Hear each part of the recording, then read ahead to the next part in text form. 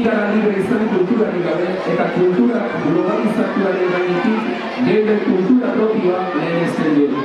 Eskerrak nire gurasoei, ikaskolako langile eta ikasleei, txambolin eta anabazeko lagunei, eta azkenik guzti berri gaituen Andres Polatuari. Modu batera edo bestera beti alboan izan ditu dalako. Disfrutatu dezazuela Samieretaz. Gora Miela, gora Samiela, gora!